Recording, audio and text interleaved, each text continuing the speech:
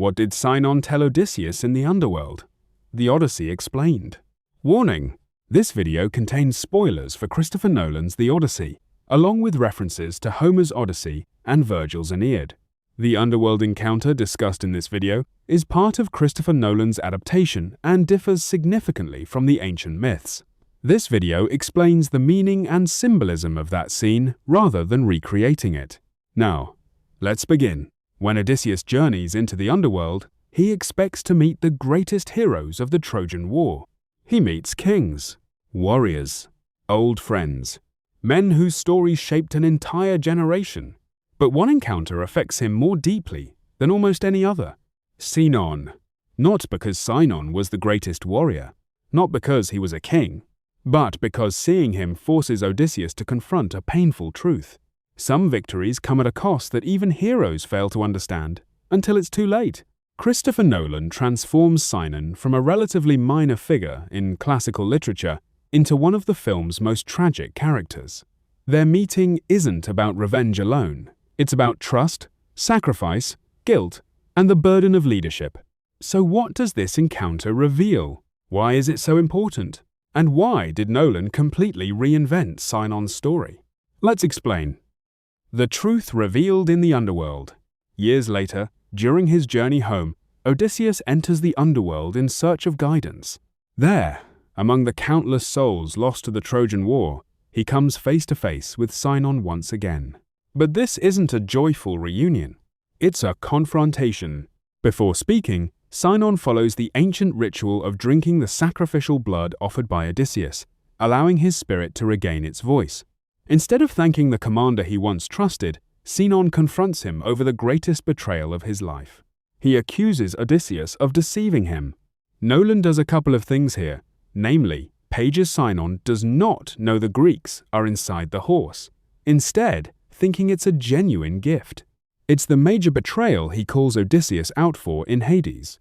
"You lied to me," he says, having drunk from the sacrificial blood puddle that enables him to speak as a shade. "I needed you to believe," Odysseus replies. In the Aeneid, Sinon volunteers for the job, which Odysseus kind of hints at him doing in Nolan's film, but the key thing here is Sinon thought the horse was empty. It's unclear how the Greek army hid inside it, without him knowing. For years, Sinon believed the giant wooden horse left outside Troy was nothing more than a sacred offering to the goddess Athena. He never realized dozens of Greek warriors, including Odysseus himself, were hidden inside its hollow body. Only after his death does he discover the truth.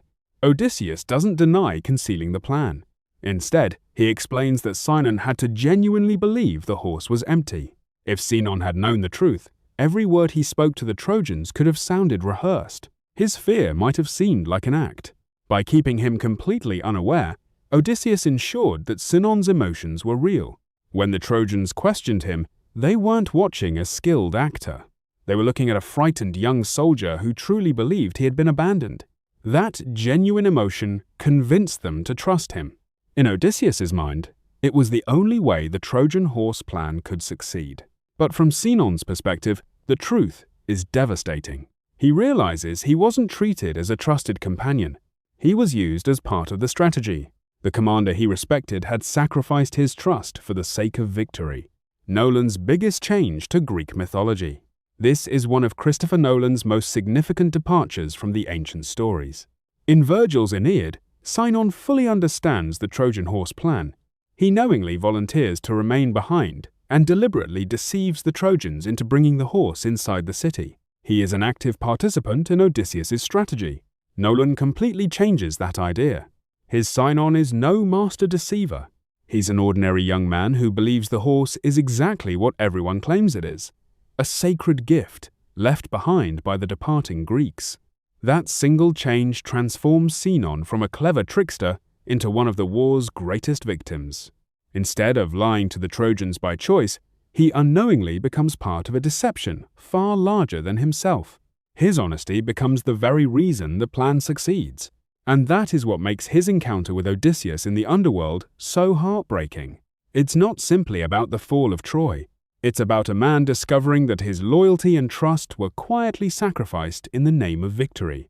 Who is Sinon? Most people who know Greek mythology recognize Sinon from Virgil's Aeneid rather than Homer's Odyssey. In Virgil's version, Sinon is the Greek left behind after the army sails away from Troy. He persuades the Trojans to bring the enormous wooden horse inside their city. His deception becomes one of the most famous moments in classical literature.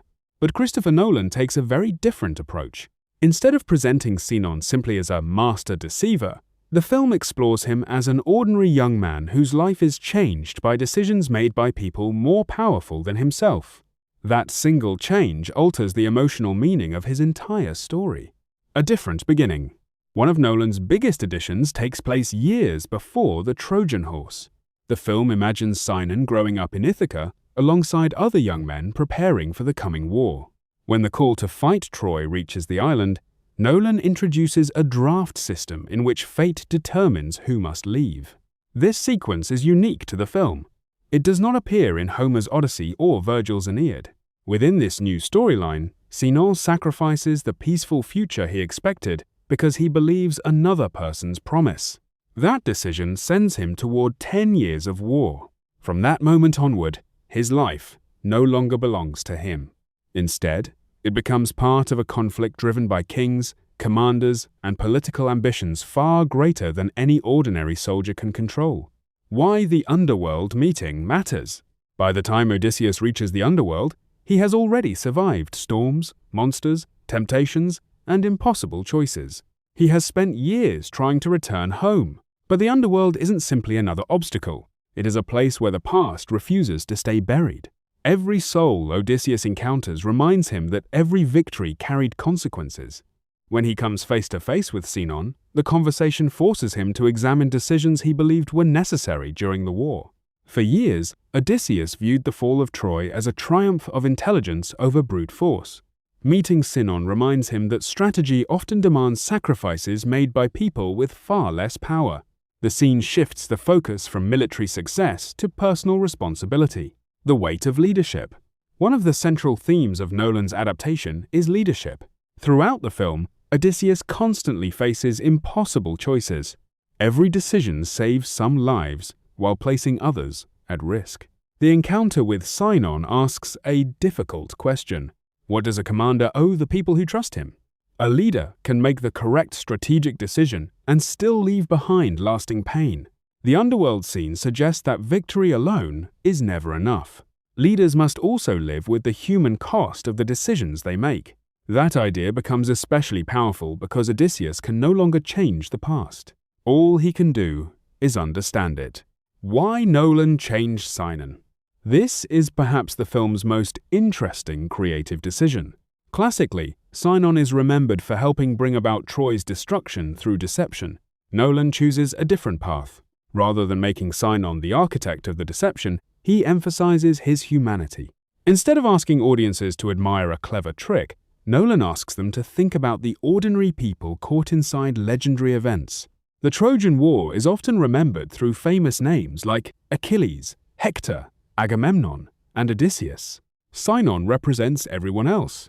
The soldiers who followed orders, the families who waited at home, the people history rarely remembers. By expanding his role, Nolan gives a voice to those forgotten lives. How Antinous fits into the story. The film also strengthens the connection between Sinon and Antinous. In the ancient myths, these characters are not linked. Nolan creates that relationship to make Antinous's later behavior feel like part of a much longer pattern. Instead of becoming selfish only after Odysseus disappears, Antinous is shown as someone whose choices have consequences long before the events of the original Odyssey. This creative decision gives Odysseus's eventual return to Ithaca greater emotional weight. His conflict with Antinous is no longer only about reclaiming a kingdom. It also becomes connected to unresolved guilt and promises that were never kept. Whether viewers agree with this change or not, it adds another layer to the story's emotional stakes. Mythology versus Nolan's vision. This is where it's important to separate the film from the ancient sources. In Homer's Odyssey, Sinon never appears. The poem focuses on Odysseus's journey home and the suitors occupying his palace. In Virgil's Aeneid, Sinon plays a memorable role in the story of the Trojan Horse, but his characterization is very different. Christopher Nolan combines ideas from multiple traditions and then adds entirely new material of his own. Rather than creating a strict adaptation of one text, he builds a single cinematic narrative from several ancient stories. That approach allows familiar characters to serve new, dramatic purposes while preserving the larger themes of war, homecoming, loyalty, and memory. Why this scene resonates. The Underworld meeting isn't memorable because of spectacle. It contains no massive battle, no mythical creature, no breathtaking visual effect. Instead, it succeeds because it reminds us that history is made up of individual lives. Behind every legendary victory are people whose sacrifices may never be celebrated. Nolan uses Sinon to ask whether success achieved through painful choices can ever feel completely satisfying. It's a question with no easy answer, and perhaps that's exactly why the scene lingers long after the credits roll. Final thoughts. So what does Sinon's meeting with Odysseus really reveal? More than anything, it reveals the emotional cost of leadership. Christopher Nolan transforms a relatively minor figure from classical literature into a symbol of the forgotten sacrifices made during war. Through that encounter, Odysseus is reminded that returning home isn't only about surviving the journey. It's also about carrying the memories of everyone who helped make that journey possible. Whether you prefer Homer's original epic, Virgil's version of Sinon, or Nolan's new interpretation, the scene encourages viewers to think beyond heroes and battles. It asks us to remember the ordinary people whose choices, hopes, and losses quietly shaped legendary history. What do you think? Did Christopher Nolan's expanded version of Sinon add emotional depth to the Odyssey, or do you prefer the character's traditional role in classical mythology? Share your thoughts in the comments below. If you enjoyed this video, don't forget to like, subscribe, and turn on notifications for more The Odyssey explainers, Greek mythology, movie breakdowns, hidden details, and entertainment news. Thanks.